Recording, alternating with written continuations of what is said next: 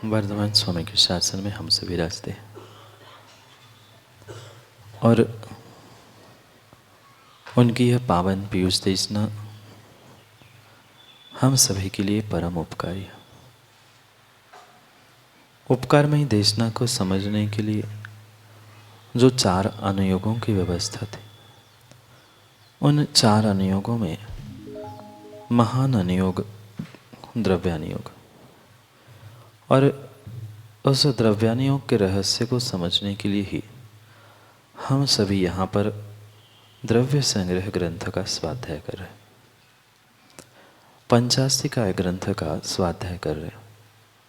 भव्यात्मा आचार्य प्रवर कुंद स्वामी ग्रंथराज पंचास्तिकाय में हम सभी भव्यों के लिए 5 अस्तिकायों के निमित्त से वस्तु स्वरूप वस्तु व्यवस्था का व्याख्यान कर, जहाँ वस्तु स्वरूप वस्तु व्यवस्था का व्याख्यान किया जाएगा, वहाँ पर जो 6 द्रव्यों से इस लोक की व्यवस्था बनी है, उसको समझना बहुत अनिवार्य है। क्योंकि जो भी वस्तु व्यवस्था, जो भी लोक व्यवस्था बनी है, वह परिपूर्ण रूप से इन 6 द्रव्यों के निमित्त से ही बनी है। जहाँ 6 द्रव्य प्राप्त होते हैं वही लोक था, और जैसा 6 द्रव्यों का स्वरूप है वैसा ही लोक का स्वरूप है। इसलिए उस प्रत्येक द्रव्य का सामान्य रूप से क्या क्या लक्षण है, क्या उसका स्वरूप है, क्या उसका बहिरंग रूप है, उसको समझना बहुत आवश्यक है। और आचार्य भगवंत कुंद स्वामी इस महान ग्रंथराज में हमें वही समझाने का प्रयास कर रहे हैं कि ये कहने के लिए द्रव्य जो 6 प्रकार के हैं, उन 6 प्रकार के द्रव्यों को हमें उनके स्वरूप से समझने की आवश्यकता है। फिर उनके स्वरूप को हम पहचानेंगे कैसे? तो स्वरूप को पहचानने के लिए अनेक प्रकार से, अनेक दृष्टियों से और अनेक अपेक्षाओं से आचार्य भगवंत हमारे लिए लक्षण समझा रहे थे। कुछ दिन पहले हमने लक्षण की भी परिभाषा में समझी थी, व्यतिकीर्ण व्यावृत्ति वस्तुर हेतुर लक्षण। बहुत सारे मिले हुए पदार्थों में से किसी एक को पृथक करने के लिए जो चिन्ह है, पहचान है, वह लक्षण।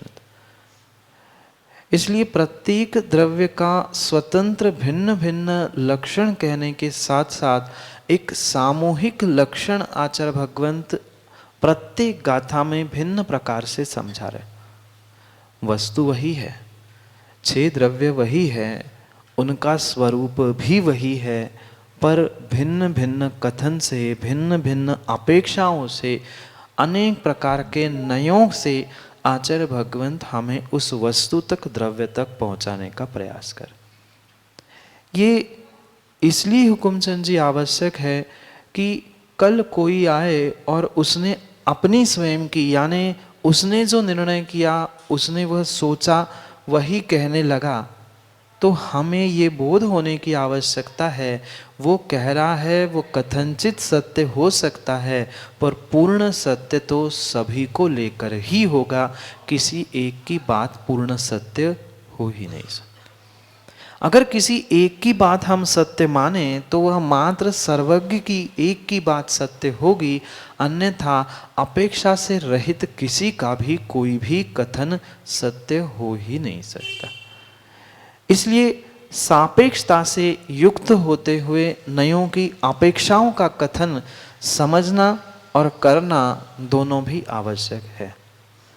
बहुत सारे कार्य माँ व्यक्ति जीवन भर में करता है, और जीवन जीते जीते सुरेंद्र पंडित जी उस बिल्कुल नयों का, अनेकांत का आलंबन ही लेता है तो ही जी पाता है।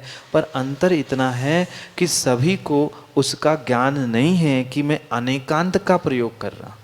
मैं साधवाद से कह रहा हूं, जब तक वह घर गृहस्थी में भी अनेकांत नहीं होगा तो मां घर गृहस्थी भी शांति से नहीं चल सकती।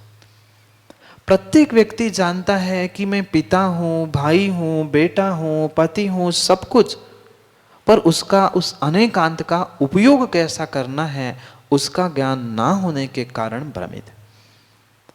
इसी कारण से कुंद कुंद स्वामी आज हमें पुनः समझाने वाले हैं उन नयों की अपेक्षा से कि द्रव्य की उत्पत्ति विनाश होता ही नहीं है। अभी तक क्या पढ़ा? अभी तक हमने यही पढ़ा कि उत्पाद व द्रव्य राकेश चाचा किसमें है? द्रव्य में है। अब कुंद कुंद स्वामी कह रहे हैं उत्पाद व द्रव्य में है ही नहीं, उत्पाद व द्रव्य का स्वरूप ही नहीं है। द्रव्य का तो मात्र सत स्वरूप है, सत्ता है, वह उसमें उत्पाद व होता ही नहीं है। अब आ गई बहुत बड़ी समस्या। अभी तक तो 3 लक्षणों से 10 नंबर की गाथा में कहा कि उत्पाद व द्रव्य द्रव्य ही है, वही सत्ता है, वही सत है और वही गुण पर्यायों से युक्त है। पर आज हमें बहुत अच्छे से कहने वाले हैं उत्पाद और विनाश द्रव्य का होता ही नहीं है। द्रव्य का तो मात्र लक्षण सद्भाव है, मात्र सतरूप है, उत्पाद व घटित हो ही नहीं सकता। फिर अगर उनकी उस बात को मानेंगे तो फिर तत्व का निर्णय कैसे करेंगे? क्योंकि उन्होंने तो ज्ञान दे दिया, कह देंगे कि द्रव्य में परिवर्तन नहीं होता, द्रव्य में उत्पाद व नहीं होता, पर देखने में आ रहा है।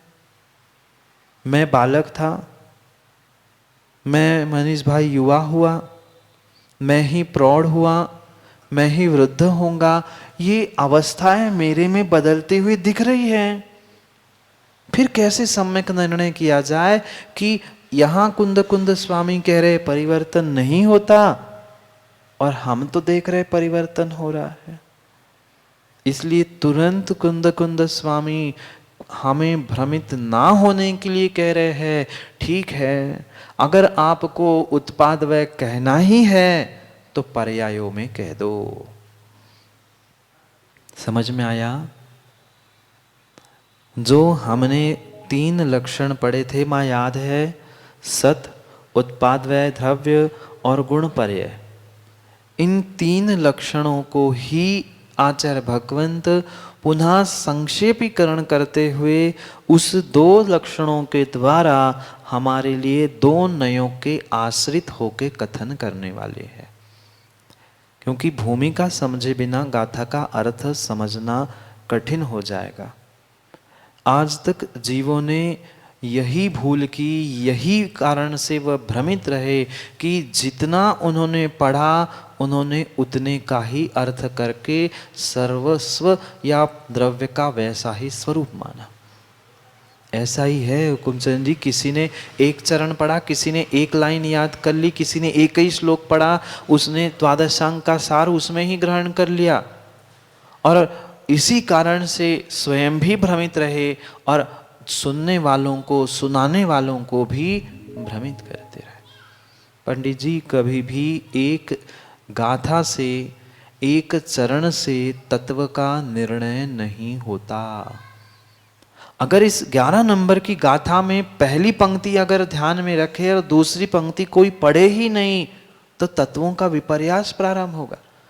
या कोई पहली नहीं पढ़े और मात्र दूसरी का ही कथन करे तो भी तत्वों का विपर्यास होगा, क्योंकि 2 नयों से 2 पंक्तियों में आचार्य भगवंत उस गाथा के द्वारा, 2 पंक्तियों के द्वारा, 2 नयों के द्वारा द्रव्य का लक्षण, द्रव्य का स्वरूप बता रहे। द्रव्य अगर उत्पाद व्यय को प्राप्त हो रहा है तो फिर द्रव्य बचेगा कैसे? इसलिए उस द्रव्य को द्रव्य या सद्भाव रूप कहते हुए वह पर्यायों को वहां पर उत्पाद व्यय में ग्रहण किया जा रहा है।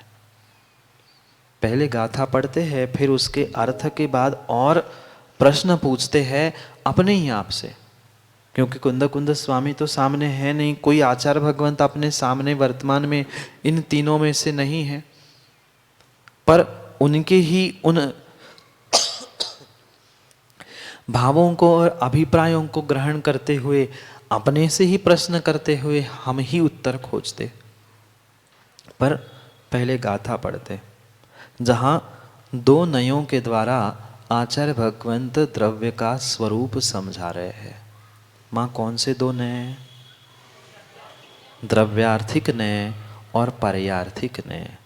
जो द्रव्य की मुख्यता से कथन करता है वह सौरभ भाई द्रव्यार्थिक नय है, और पर्याय की मुख्यता से कथन करने वाला पर्यार्थिक नय है।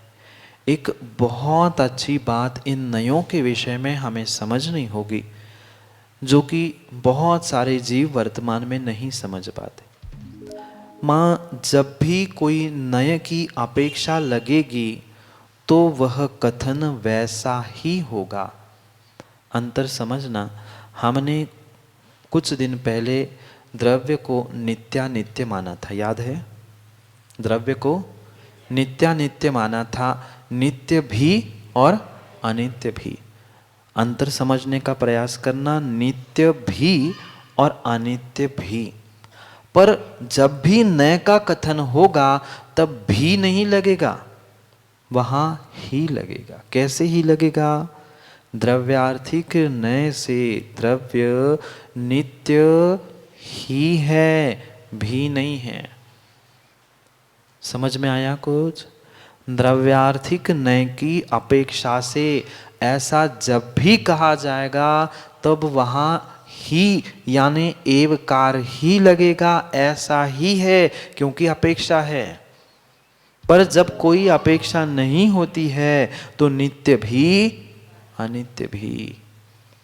आप हुकुमचंद जी पिता भी हो क्या? बेटे भी हो? जब सामने आपका बेटा आएगा, बेटी आएगी, तो आप उनके सामने बेटा कहलाओगे? आपके संतान के सामने आप कौन हो? पिता भी हो कि पिता ही हो? मां, समझ में आया? बेटे के सामने आने पर वह मां हो पिता हो, वो मां और पिता ही है। पर जब सामान्य कथन किया जाएगा तब यही कहा जाएगा कि ये पिता भी है, पति भी है, बेटा भी है, भाई भी है। वहां कोई अपेक्षा नहीं थी, इसलिए ऐसा भी वैसा भी वैसा भी ऐसा भी ये सब कुछ कहा था। पर जब भी नय का व्याख्यान होगा, नय का कथन होगा, वहां अपेक्षा होने से आप ऐसे ही हो, द्रव्य ऐसा ही है। समझ में आया सौरभ भैया? ऐसा ही और ऐसा भी।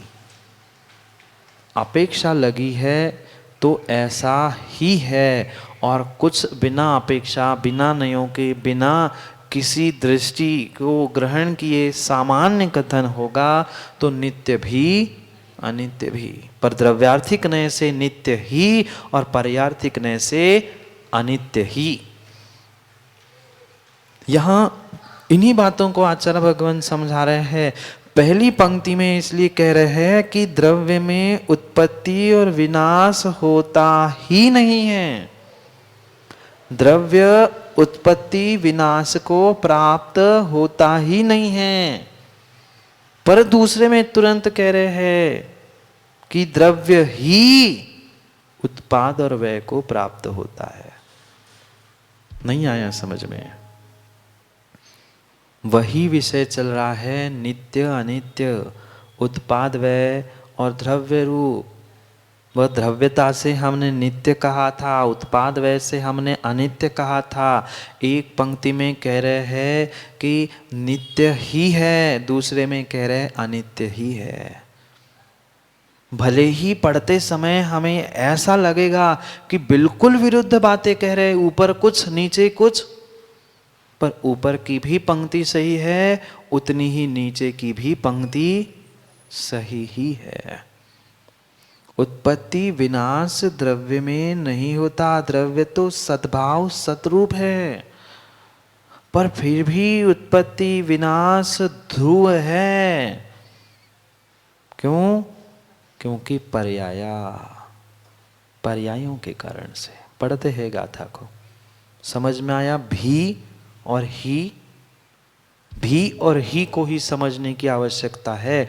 पढ़ते हैं फिर और चर्चा करते हैं उन शब्दों पे 11 नंबर के श्लोक को। उपपत्ति विनाशो दवस्य नथि अथि भावो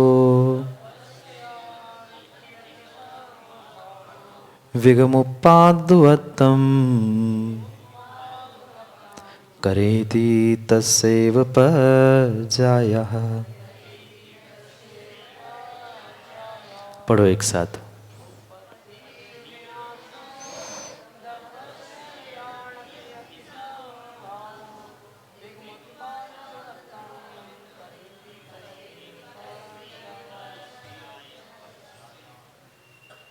उत्पत्ति विनाशो दवस्य णति, इतना अर्थ करना। गाथा में देखना, उत्पत्ति विनाशो दवस्य णति, द्रव्य का उत्पाद व्यय, उत्पन्न होना, नाश होना, न अथि नहीं है। द्रव्य का उत्पाद व्यय नहीं है। फिर अथि सहावो सद्भावो, मात्र द्रव्य का तो सद्भाव ही है। पर अभी तक महाराज जी हमने यही पढ़ा, द्रव्य वही है जो पर्यायों को प्राप्त करता है, द्रवित करता है, बहता है। ये सब कुछ हमने पढ़ा, कैसे निर्णय करें? यहां तो बिल्कुल विपरीत बात कुंद स्वामी कह रहे हैं। अभी 3-4 गाथाओं में जो माँ हमने लक्षण पढ़े, क्या क्या पढ़ा था? जो प्रवाहित होता है, बहता है, प्राप्त करता है पर्यायों को, उत्पाद व द्रव्य जिसका लक्षण है, गुण पर्याय वाला जिसका लक्षण है। और यहां तो आचार्य महाराज मुकर गए। क्यों? क्योंकि ही शब्द लगा है। क्यों? क्योंकि वहां पर अपेक्षा है द्रव्यार्थिक नहीं की। लिखा ही नहीं है पर श्लोक में, तो लिखा ही नहीं है पंडित जी कहीं भी कि द्रव्यार्थिक न है। पर फिर भी दूसरे पंक्ति के अंतिम शब्द से निर्णय किया गया कि एक पर्यार्थिक की अपेक्षा से कहा है तो ऊपर का द्रव्यार्थिक की अपेक्षा से है। नीचे क्या लिखा? पज्जायाः, ये पर्याय रूप कहा। क्यों? क्योंकि वहां पर्यार्थिक नय की अपेक्षा है। विगमुपाद ध्रुवत्तम करेंती, वह विगमोत्पाद यानी वह विनाश, उत्पाद और ध्रुवत्तम करेंती करता है। कौन? कौन? ये बहुत बड़ा गहरा सिद्धांत समझने की आवश्यकता है। अगर ये भूल कर देगा व्यक्ति तो पूरा द्रव्यानुयोग ही नष्ट हो जाएगा। उत्पाद व्यय वह द्रव्य में नहीं हो रहा है द्रव्यार्थिक नहीं की अपेक्षा से, पर उत्पाद व्यय और द्रव्य हो रहा है किसमें? किसमें? किसमें हुकुमचंद जी, पंडित जी, किसमें? बिल्कुल नहीं। वही हमें निर्णय करना है। उत्पाद व्यय द्रव्य पर्याय में नहीं हो रहा है, हो द्रव्य में ही रहा है, पर्यार्थिक न की अपेक्षा से। अंतर समझ में आया क्या? द्रव्य को ही देखना है। व्यक्ति यही भूल कर रहा है, पर्यार्थिक नय से पर्याय को, द्रव्यार्थिक नय से द्रव्य को। ये बहुत बड़ी द्रव्य की और द्रव्यानुयोग की भूल है। हमें दोनों को एक साथ एक ही वस्तु को देखना है। भले दो नए बने हैं, मां समझना, एक ही वस्तु को देखने के लिए, समझने के लिए दो नए बने हैं, ना कि दो भिन्न भिन्न वस्तुओं में लगाने हैं नयों को। यही यही जीव भूल कर रहा है। द्रव्यार्थिक ने द्रव्य में लगा रहा है और पर्यार्थिक ने पर्याय में लगा रहा है, जबकि दोनों लगाने एक ही द्रव्य में थे। इसी कारण से तो भ्रमित है। द्रव्य कुछ कह रहा है, पर्याय कुछ और कह रहा है। द्रव्य को शुद्ध कह रहा है, पर्याय का अशुद्ध कह रहा है, क्योंकि उसने भ्रम से कहीं का विषय कहीं और लगा दिया है। उस दिन सुबह की कक्षा में पंडित जी वो कथा सुनी थी ना माँ, बच्चे की। डॉक्टर के पास गया था, दवाई लेके आया, डॉक्टर ने कहा जहां लगी है वहां लगा देना। हुकुमचंद जी डॉक्टर के पास गया बच्चा, बच्चे ने कहा डॉक्टर ने कहा जहां लगी वहां लगा देना। 8 दिन में घाव ठीक नहीं हुआ, पुनः पहुंचा। डॉक्टर साहब कैसी दवाई दी आपने? डॉक्टर ने पूछा तुमने कहाँ दवाई लगाई? आप ही ने कहा जहां लगी वहां लगा देना। रोज जाके पत्थर का लगा के आया। भाई जहां लगी है यानी पैर में जहां लगी वहां लगाना था। ऐसे ही हमें जहां लगाना है नए का विषय व्यक्ति वहां नहीं लगाता, दूसरी जगह लगाता है, सो बीमार है। समझ में आया? द्रव्यार्थिक नए में भी द्रव्य में लगेगा और पर्यार्थिक नए भी द्रव्य में ही लगेगा। अगर पर्याय को ही मात्र हम उत्पाद वय रूप मानेंगे तो पर्याय भिन्न वस्तु हो गई और द्रव्य भिन्न वस्तु हो जाएगी। इसीलिए पिछले गाथाओं को हमें इसके साथ जोड़ते हुए यही निर्णय करना है, पर्याय उत्पाद वय को ध्रुव को प्राप्त होते इस पर्यायों में बह रहा है, प्राप्त कर रहा है। ये जो भी कथन है मां किस अपेक्षा से? द्रव्य पर्याय में बहता है, ये कौन से नय की अपेक्षा से? पर्यार्थिक नय की अपेक्षा से। द्रव्य सतभूत ही है, ये द्रव्यार्थिक नय की अपेक्षा से। ये जब तक नयों का विषय नहीं आएगा समझ में, नय लगाना भी नहीं आएगा तो भी काम नहीं बनेगा। पंडित जी इतने सारे जीव है, खटाखट सब नयों का व्याख्यान बताएंगे, नैगम ऐसा, व्यवहार ऐसा, ये ऐसा, पर भाई दवाई कहाँ लगानी वो तो समझ।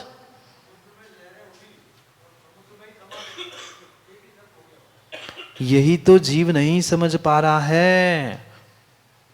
उत्पन्न होना, व्यय होना और ध्रुवता तीनों भी हमने पिछली गाथाओं में 3 बार समझा।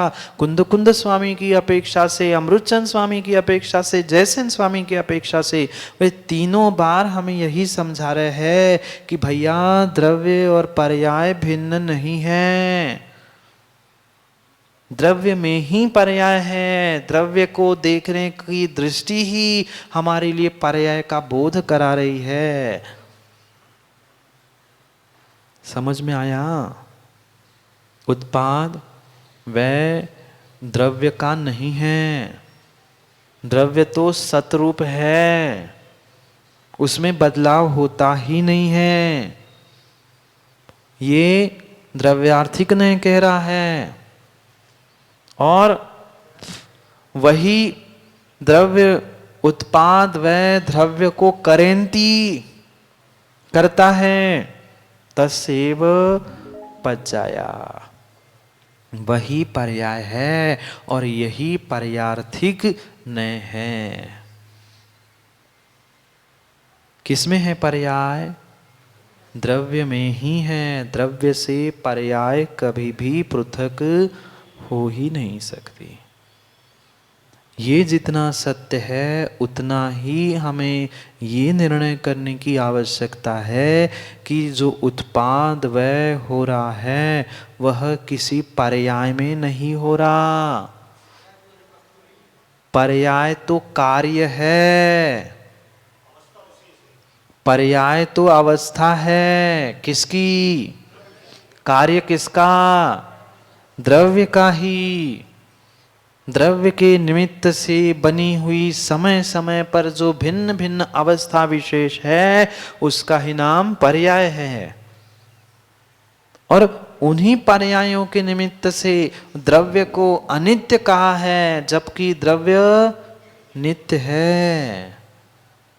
ये नित्य अनित्य द्रव्यार्थिक पर्यार्थिक जितने भी नय हैं, चाहे नयगम संग्रह व्यवहार रुजु सूत्र शब्द संविरूढ़, सभी नयों को एक ही स्थान पे लगाना होगा।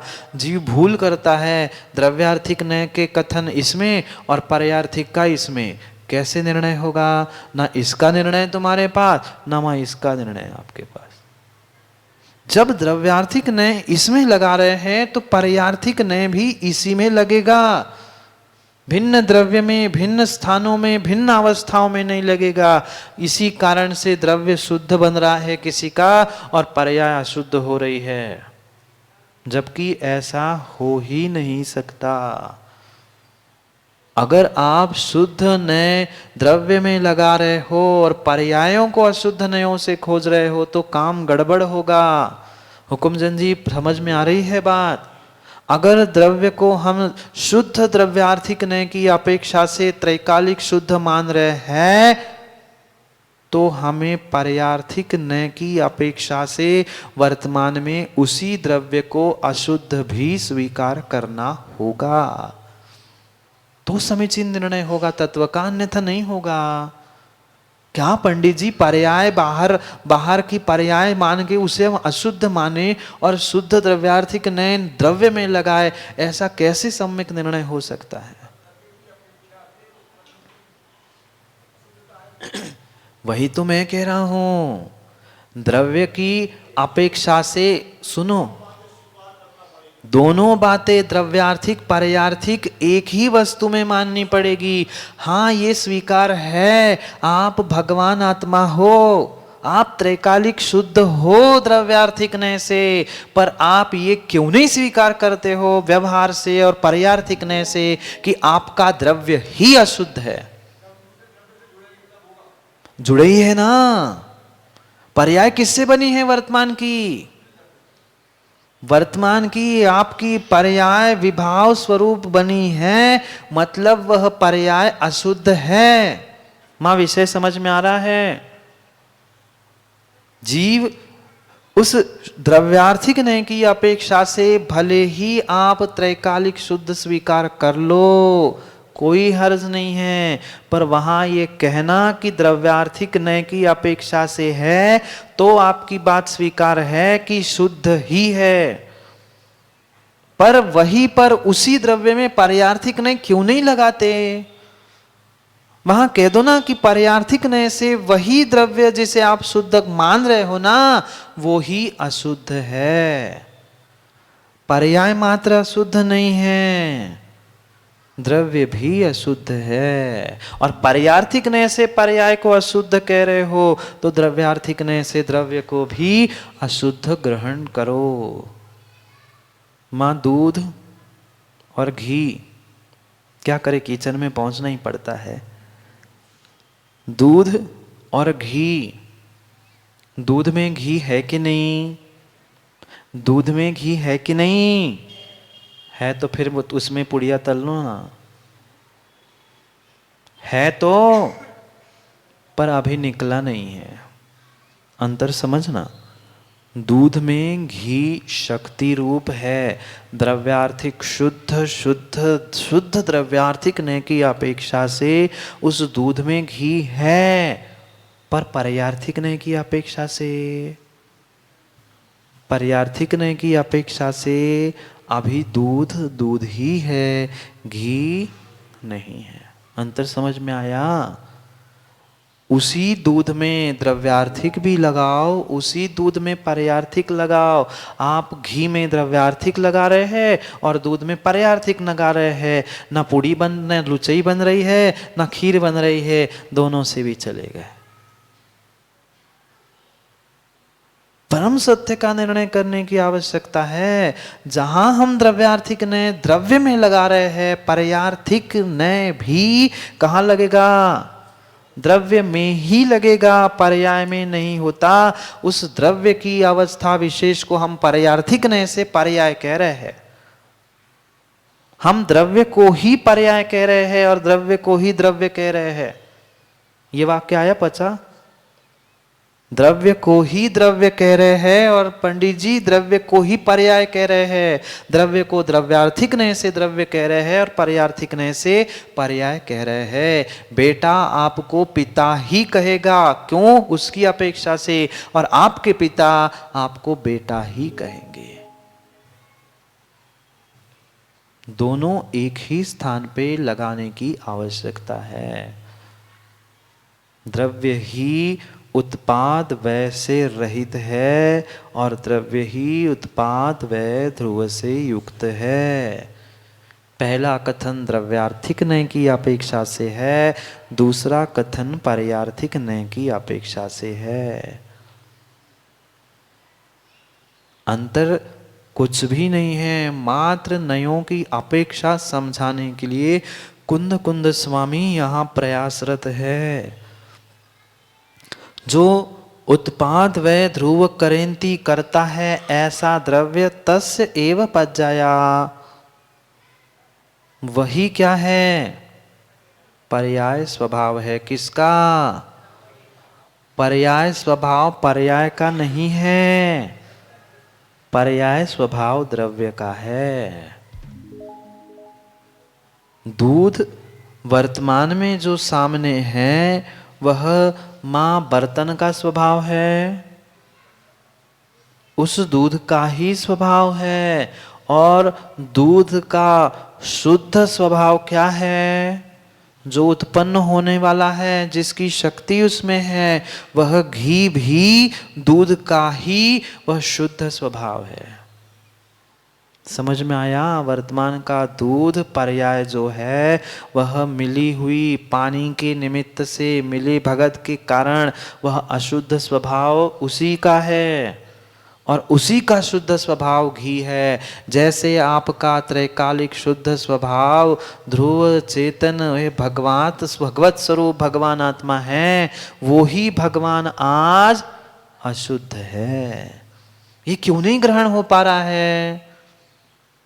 ये क्यों नहीं स्वीकार कर पा रहे हैं? आप भगवान आत्मा हुकुमचंद जी हो कि नहीं? त्रैकालिक शुद्ध हो कि नहीं? पर आज अशुद्ध हो कि नहीं? त्रैकालिक शुद्ध है ही, कोई शंका नहीं है। पर साथ में ये बोलो ना कि द्रव्यार्थिक ने, शुद्ध द्रव्यार्थिक ने से निश्चय ने की अपेक्षा से। आचार्य भगवंतों ने कहीं भ्रमित नहीं किया। मां द्रव्य संग्रह में भी पढ़ा ना, सव्वे शुद्धाहु शुद्धणया, सभी शुद्ध है, सिद्ध है, वह भगवत आत्मा है, पर शुद्धणया, शुद्धने से। और वही दूसरी अपेक्षा है कि वर्तमान में कर्मों के साथ है, वर्तमान में अभी अशुद्धियां है, वर्तमान की पर्याय विभाव रूप है, इसलिए वही द्रव्य अशुद्ध है। दूसरा द्रव्य अशुद्ध नहीं है, दूसरे किसी की पर्याय भी अशुद्ध नहीं है। उसी द्रव्य की तात्कालिक पर्याय, ये बहुत अच्छे से ध्यान रखना, द्रव्य की तात्कालिक पर्याय अशुद्ध है, त्रैकालिक द्रव्यार्थिक नय की अपेक्षा से शुद्ध है। व्यक्ति यही तो निर्णय पंडित जी नहीं कर पाता। दो प्रकार के उपादान, दो प्रकार के निमित्त की व्याख्या है, एक त्रैकालिक और एक तात्कालिक उपादान। त्रैकालिक उपादान मान लो ना कि शुद्धता का है, पर वर्तमान में तुम्हारा वैसा उपादान नहीं है कि तुम वर्तमान में शुद्ध बन जाओ। ये दोनों नयों की अपेक्षा से आचार्य भगवान समझा रहे। समझ में आया? उत्पत्ति विनाशो दव्वस्य णत्थि, दव्वस णत्थि उत्पत्ति विनाशो। द्रव्य का उत्पाद व णत्थि नहीं होता, फिर अत्थि सद्भावो, मात्र सद्भाव होता है, मात्र सद्भाव होता है, सतरूप होता है, वह उत्पाद व रूप नहीं होता। पुनः दूसरे में कह रहे हैं ऐसा एकांत से मत ग्रहण करना, क्योंकि पंचम काल है। उन्हें भी पता था अगर मैंने मात्र विधि बता दी तो निषेध भी बताने की आवश्यकता है, निषेध बताया तो विधि भी कहने की आवश्यकता है। क्योंकि पंचम काल का जीव एक को पकड़ के बैठ जाएगा, वही कहेगा कि आपने निषेध कहा, विधि कहाँ बताए, इधर से मत चलो ये तो बता दिया, पर इधर से चलो बताया नहीं, इधर से चलो आपने बताया, उल्टे हाथ से चलो, पर उधर से चलना नहीं, ऐसा कहाँ लिखा है। इसलिए आचार्य भगवंतों की प्रज्ञा है, विशेष प्रज्ञा है कि उन्होंने जहां एक नय का कथन किया, तुरंत कहीं ना कहीं दूसरे नय का व्याख्यान किया। पूरा पूरा अगर ग्रंथ का व्याख्यान अगर निश्चय नय की अपेक्षा से भी किया है पंडित जी, तो कहीं ना कहीं एकाध पंक्ति व्यवहार की मिलेगी। पूरा व्यवहार का कथन करने वाले श्रावकाचार, मूलाचार आदि सभी ग्रंथों का पारायण कर लेना, भले ही व्यवहार का कथन किया पर एकाध गाथा में कहीं ना कहीं निश्चय की बात की है। दोनों नयों के आश्रित तत्व का निर्णय होगा, व्यवहार, निश्चय, द्रव्यार्थिक, पारयार्थिक। इसलिए पहले पंक्ति में द्रव्यार्थिक का कथन करते हुए दूसरे पंक्ति में कह रहे हैं कि विगम यानी नाश, उत्पाद, धुवत्तम करेंती। उत्पाद वह द्रव्य को करता है कौन? कौन? कौन सा द्रव्य? कौन सा द्रव्य? कौन सा द्रव्य?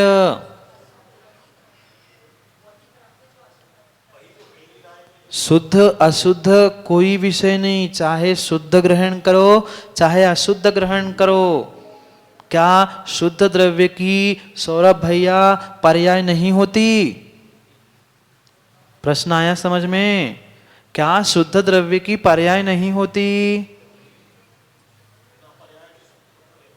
बिना पर्याय के कोई द्रव्य नहीं, चाहे शुद्ध हो चाहे अशुद्ध हो। शुद्ध पर्याय, सिद्ध पर्याय, पुद्गल की शुद्ध पर्याय परमाणु, बाकी चार तो शुद्ध ही शुद्ध है। इसलिए यहां कोई शुद्ध द्रव्य की अशुद्ध द्रव्य की बात ही नहीं की। जिस द्रव्य को ऊपर वाली पंक्ति में हमने कहा है सतरूप है, उत्पाद वय से रहित है, वही उत्पाद वय द्रव्य को करेंती तस्य एव।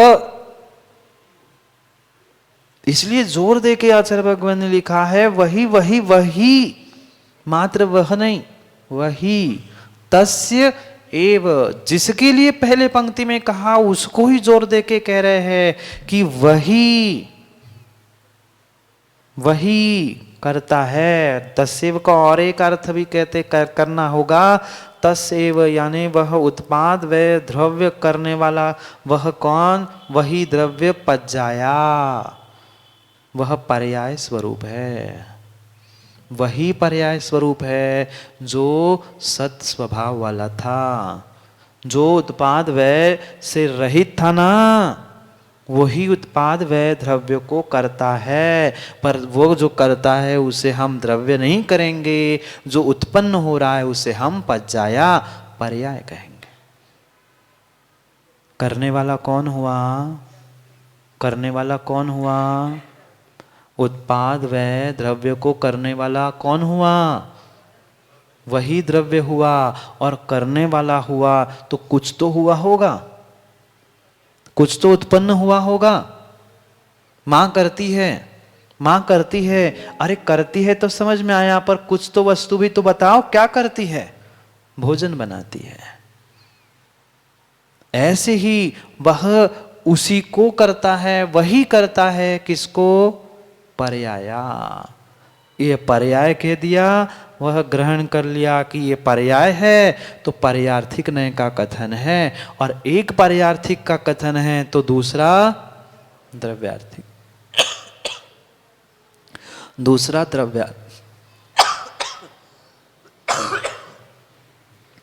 दूसरा द्रव्यार्थिक का कथन है।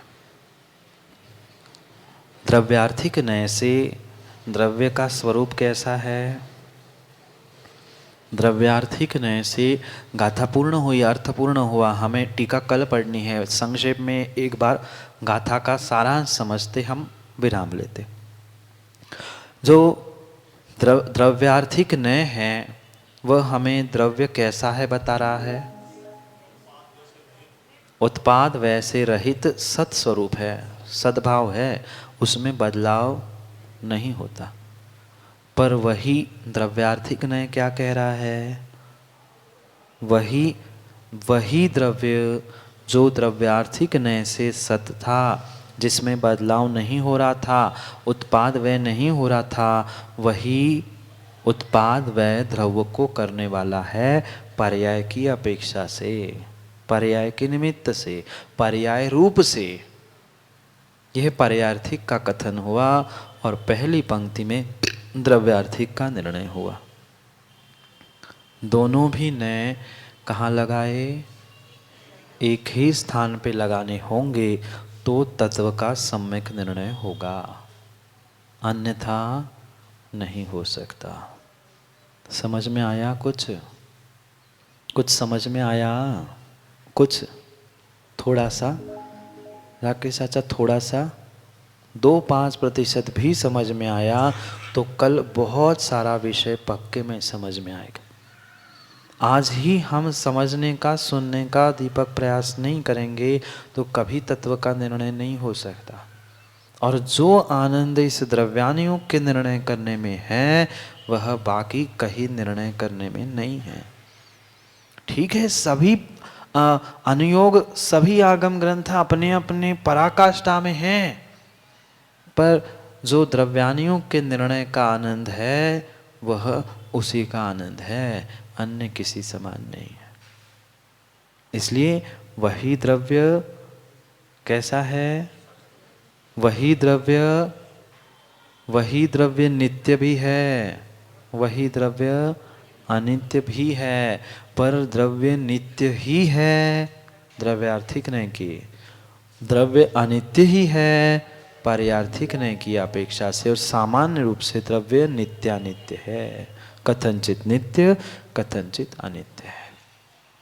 ये निर्णय 11 नंबर की गाथा से हमने कर लिया। इतना सा ही सामान्य सा कथन है, उसे कल और विस्तार से जो अमृतचंद स्वामी ने अपनी समय व्याख्या के द्वारा उद्घाटित किया है, उनकी उन दोनों नयों के निमित्त से गुण पर्यायों का और विस्तार से कथन करते हुए आचार्य भगवंत हमें समझाने वाले हैं। कल उसे समझेंगे, क्योंकि इतना समय नहीं है कि आज टीका शुरू करके पूर्ण करें या एक आध पंक्ति हो जाए।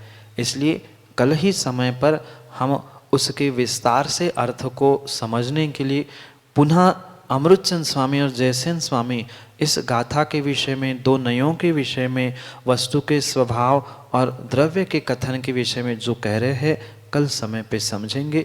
आज का समय यही पूर्ण हुआ। कल पुनः समय पर समय की बात करने के लिए, पर समय पे आना समय को पाने के लिए। इसलिए समय पर समय का निर्णय करने के लिए कल समय पे मिलते हैं, क्योंकि समय पे किया गया काम समय को दिलाता है। बोले भगवान महावीर स्वामी की।